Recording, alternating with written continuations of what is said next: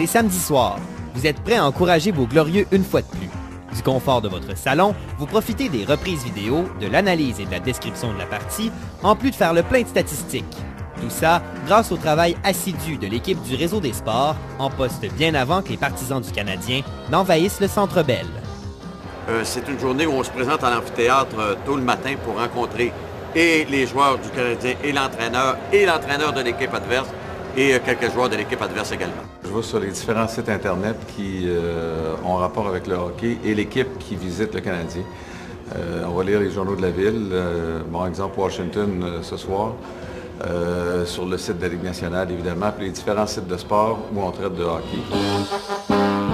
Pendant que l'équipe d'animation récolte statistiques, entrevues et commentaires qui seront présentés lors de la partie, l'équipe technique de RDS s'affaire à installer le matériel audio et vidéo nécessaire à la diffusion en direct du match. Moi, c'est de suivre le joueur qui a la rondelle. Alors, plan à pied, je suis le joueur qui a la rondelle. S'il fait une passe, bon, je m'en vais au receveur de passe.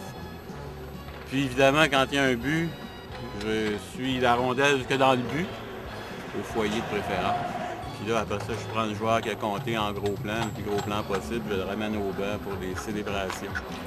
On arrive à 10h30, 11h le matin.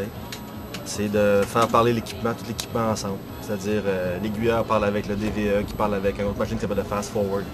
Je suis un peu les mains du réalisateur. C'est vraiment comme ça, plus facile à comprendre. C'est que je mets en place, je fais vraiment ce qu'il décide. S'il dit de prendre telle caméra, soit en mix, soit en cut, ou aller à une reprise, on a un effet pour ça.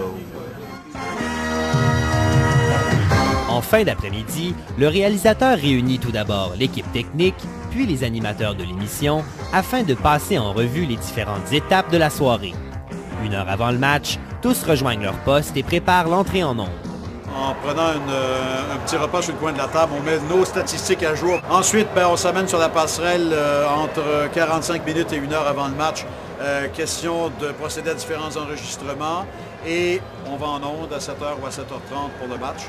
On est bien dirigé. C'est comme une équipe de hockey.